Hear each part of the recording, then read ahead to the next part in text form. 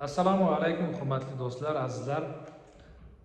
Depressiya, ya'ni tushkunlik kasalligi odamni o'ldiradimi?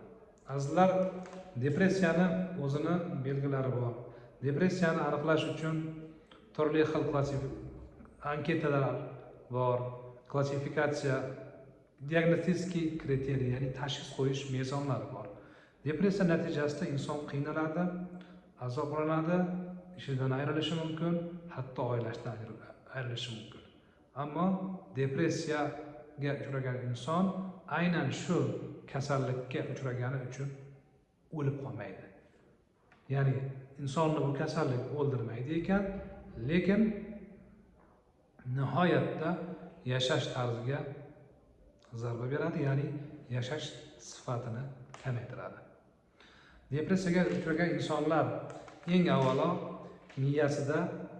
miyalari bilan ishlashlari kerak bo'ladi. Zero bu kognitivniy triada Beker degan bir narsa bor, bir ma'lumot bor. Amerikalik Beck degan psixoterapevtni triadasi uchligi, ya'ni bu holatda konkret inson o'zi haqida, dunyo haqida, kelajak haqida xato e'tiqodlarga duchor bo'ladi. Shu e'tiqodlar bilan yashaydi. Shu e'tiqodlar insonning yashash tarziga ta'sir qiladi.